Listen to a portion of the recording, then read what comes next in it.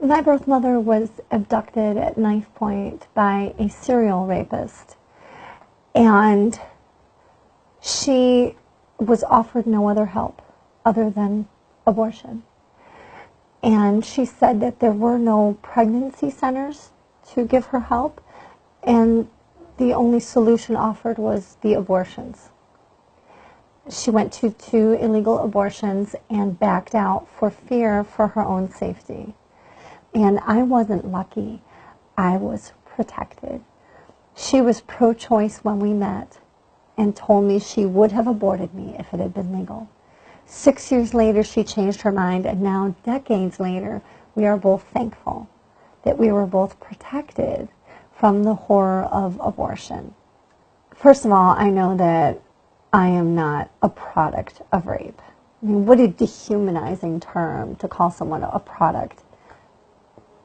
And I know that I am not the rapist's child, because this is what we always hear from the, abortion rights advocates. They'll call people like me the rapist child.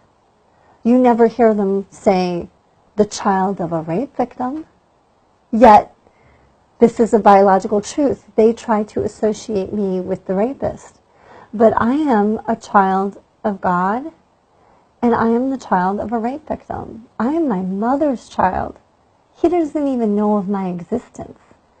So what an insult to my mother and to all of the other women who are raising their children whom they love, to call them such a name.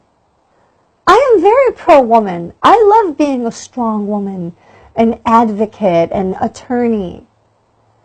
I love fighting for women's rights, but what does killing babies have to do with being pro-woman? In fact, what it says is that you are too weak, that you are not strong, that you cannot handle having a baby. And a basic tenet of feminism, a basic principle of feminism, is nonviolence, and to protect the weak, and to be able to use your power as a woman to kill someone else is completely anti-feminist. I absolutely reject this notion. I appreciate people's concern for rape victims, but their concern is misguided. First of all, we know from studies done in the United States that rape victims are 4 times more likely to die within the next year after the abortion. The abortion is more violence and does not bring her healing. Rape victims who abort have a higher murder rate because it often helps perpetuate a very abusive situation. We know that child molesters, rapists, sex traffickers love abortion. They love abortion. And they use abortion to continue exploiting rape victims. It destroys the evidence and protects and enables them to continue perpetrating.